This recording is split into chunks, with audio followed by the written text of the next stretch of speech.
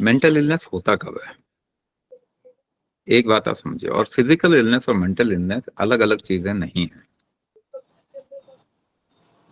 Mentally जब इंसान, emotionally इंसान डाउन होता है तो उसके सबसे पहली चीज क्या होती है? उसकी बॉडी में एनर्जी बहुत कम लगती है, उसको कोई काम करने का मन नहीं कर रहा। इसका मतलब उसके एनर्जी लेवल्स कम हो गए। एनर्जी लेवल्स को अगर हम बढ़ा देते हैं तो काम करने का मन नहीं भी कर रहा, फिर भी करेगा तो उसको नुकसान नहीं होगा, बल्कि कर पाएगा इंसान। तो एनर्जी लेवल अगर हम बढ़ा दें तो ये माइंड के बैरियर को ब्रेक कर सकता है। किसी भी तरीके की मनोकाया चिकित्सा का ये कोर है, की है, चाबी है, क्योंकि आप माइंड को पकड़ ही नहीं सकते तो उसको ठीक कैसे करोगे? माइंड को पकड़ने का कोई हिसाब ही नहीं, तो उसको ठीक कैसे करोगे? ठीक करने का एक ही तरीका कि आपको हम इतनी एनर्जी बढ़ा दें आपकी कि आपका मन नहीं भी कर रहा तो भी आप वो काम कर सकते हैं। प्रॉब्लम फिर से आपका अपना ही मन आ जाता है, माइंड आ जाता है। लेकिन वो ब्रेक करना आपको पड़ेगा ही। मैं एक एग्जांपल बताता हूं। सब, बहुत लोगों के लिए होगा ये कि सुबह उठना बड़ा मुश्किल काम होता है।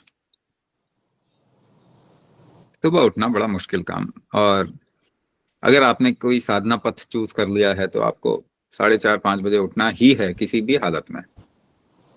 और उस समय पता चलता है कि ये टाइम तो बड़ा मुश्किल है उठना। मेरे साथ भी ऐसा था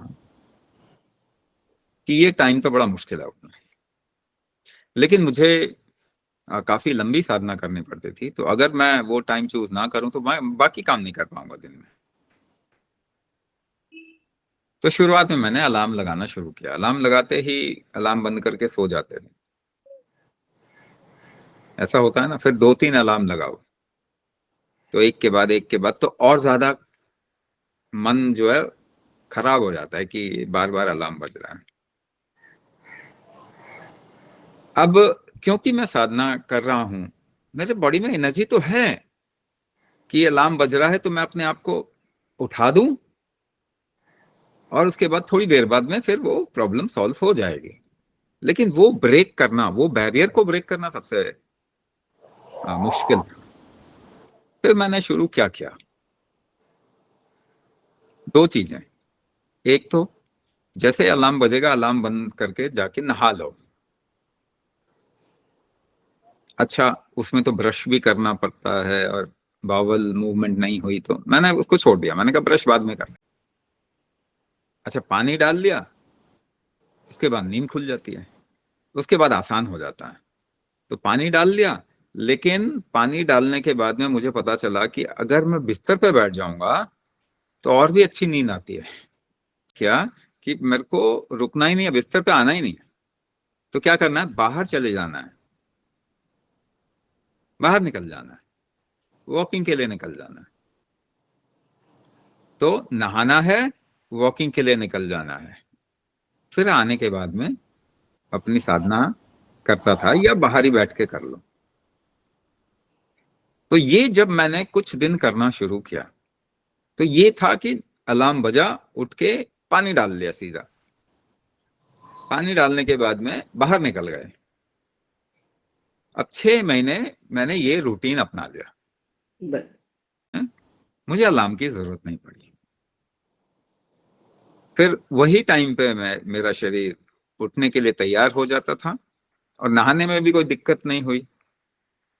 पहले तो सोचते सुबह उठते ही कैसे नहा लें, उसके बाद जाके सीधा पानी डाला शरीर पे, बाहर निकल गए, और ये मेरा रूटीन बन गया।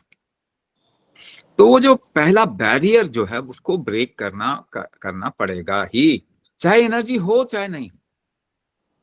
एनर्जी है हमारे पास में, यही आ, कोई भी कुंभक करने से आपकी बॉडी में एनर्जी बढ़ेगी बढ़ेगी।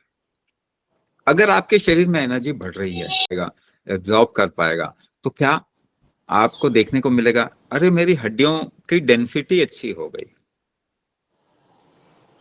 फिर क्या देखने को मिलेगा, आयरन मेरा कभी ज्यादा नहीं रहता था, हीमोग्लोबिन, मगर हीमोग्लोबिन अब मेरा बढ़ने लग गया। ऐसे केसेस हैं हमारे पास में जो इस वक्त में 45 ईयर्स के होंगे और पिछले 25 से 30 साल से उनका कभी HB 6 से ज्यादा नहीं हुआ, क्योंकि वो मल्टीपल बीमारियों में रहे।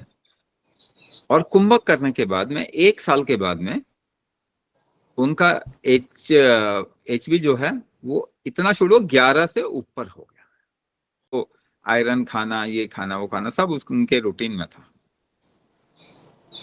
तो वो 11 से ऊपर हो गया कुंभक करने के बाद में। तब उनको समझ, अरे वाह। मगर क्या है कि ये शॉर्ट टर्म गोल लेके नहीं चलना।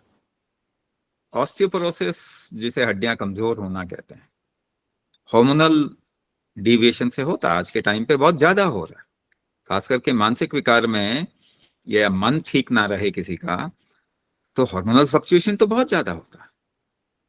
उसको स्टेबलाइज करने में भी कुंभक का रोल होता है। उस तरीके से भी देखें तो ऊपर भी हड्डियों का क्षय या ऑस्टियोपोरोसिस हम रोक सकते हैं कुंभक करके, या स्लो डाउन कर सकते हैं। अगर बहुत उम्र हो गई है तो उस उम्र में कुंभक करने की क्षमता भी नहीं होती, मगर फिर भी आराम से अगर करें तो उसको स्लो कर देंगे एकदम। ऑस्टियोपोरोसिस के, हड्डियां कमजोर होने के स्पीड को हम रोक देंगे। तो इससे शारीरिक फायदा तो होगा ही होगा।